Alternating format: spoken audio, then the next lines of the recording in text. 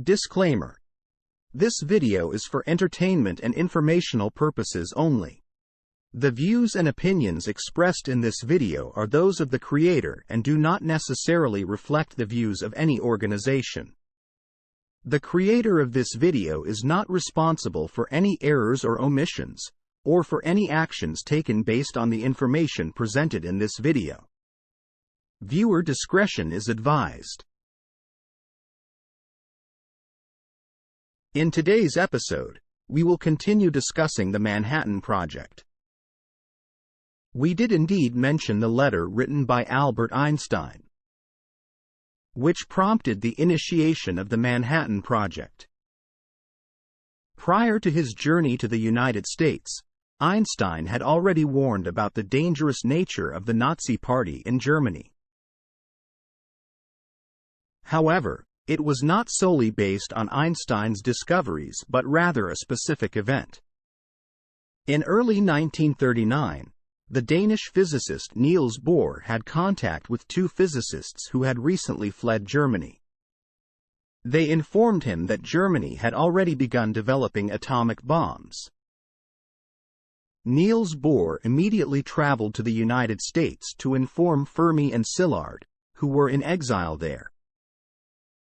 Given their involvement in theoretical research in nuclear physics, especially Fermi, they understood the immense power of nuclear energy and became deeply concerned.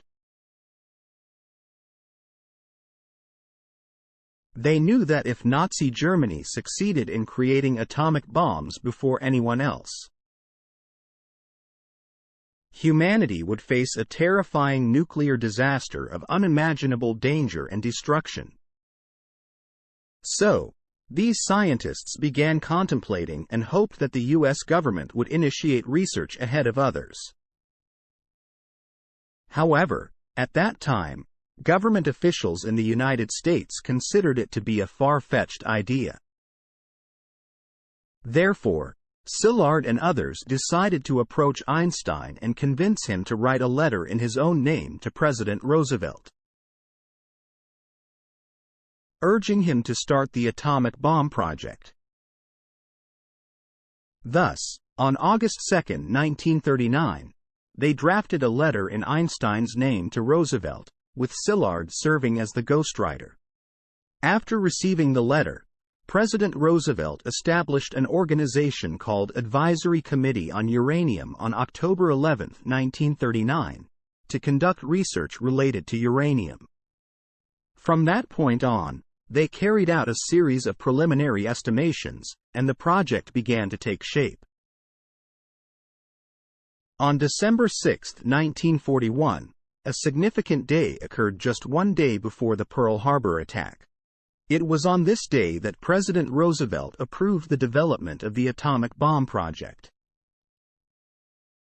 Therefore, in Western countries, apart from the Nazi Party, the formal development of nuclear weapons began on this fundamental premise.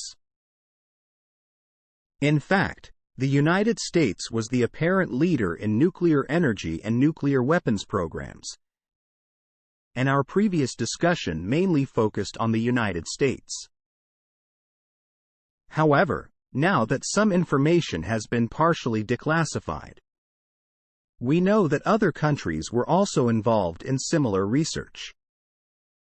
The United Kingdom had its own involvement in this field.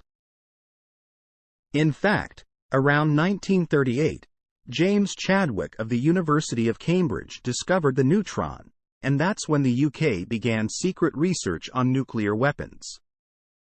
However, it wasn't until 1939 that we became aware of these developments. The entire extent of the program was not exposed.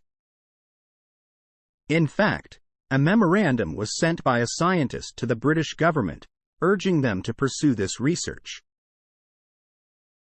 The memorandum mentioned the need to consider how to transport a small atomic bomb, and this idea gradually became more apparent.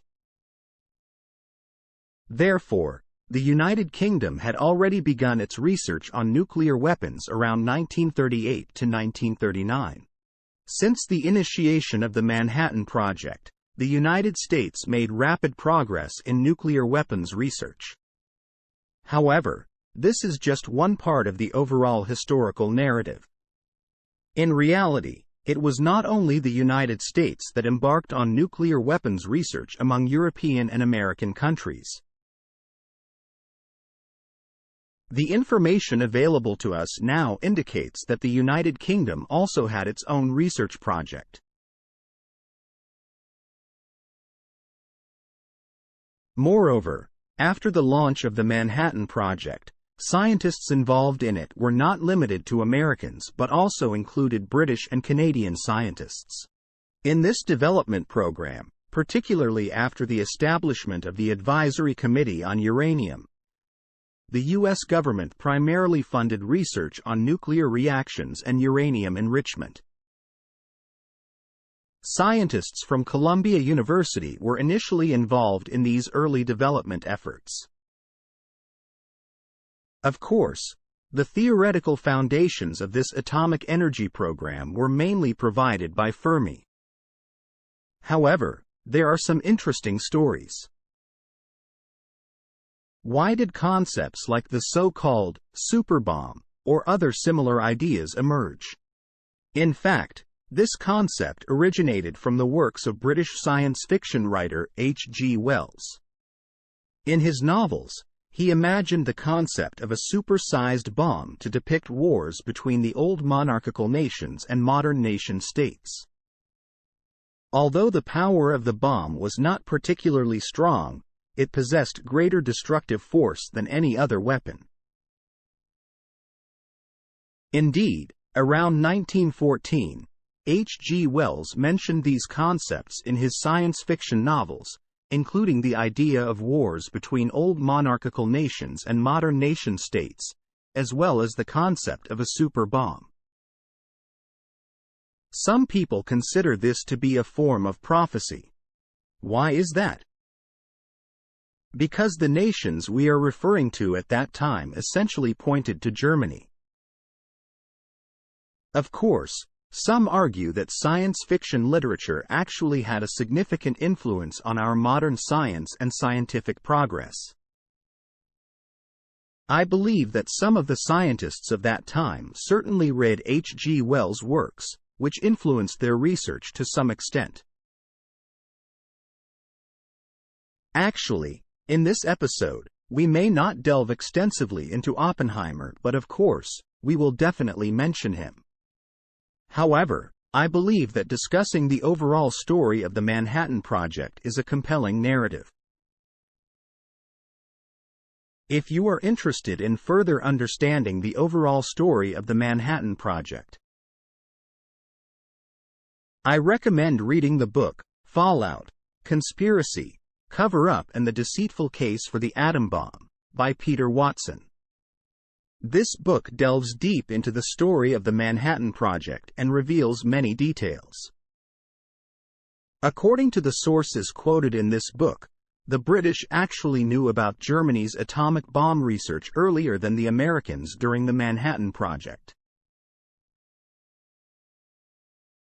However, the United States deliberately provided the British with false information or materials, leading them to believe that the Soviet Union was also pursuing an atomic bomb program simultaneously,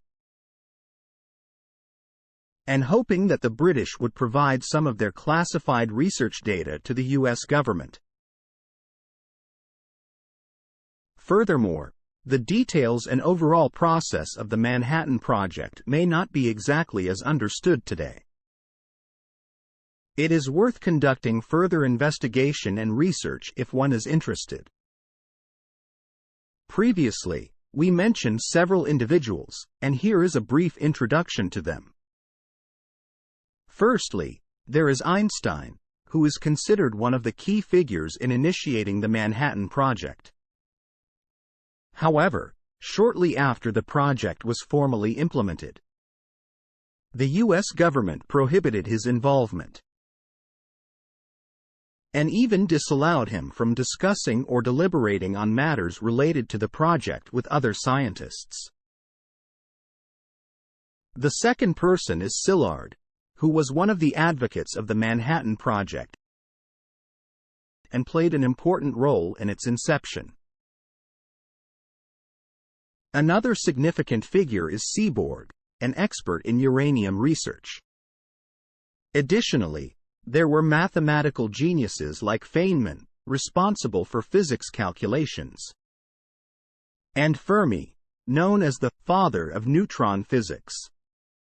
On the military side, Leslie Groves was in charge of the entire laboratory construction. Apart from the laboratory itself, he also had to arrange peripheral facilities due to the large number of personnel involved. Consideration had to be given not only to the laboratory but also to the living needs of their family members. It can be said that the Manhattan Project involved a multitude of aspects, not just scientific research but also the care of personnel in terms of their daily lives and dietary requirements. It can be compared to a complete city undergoing multiple reconstructions. It's time for the end of today's episode. Please stay tuned for the next episode to continue the discussion on the Manhattan Project. Thank you for watching.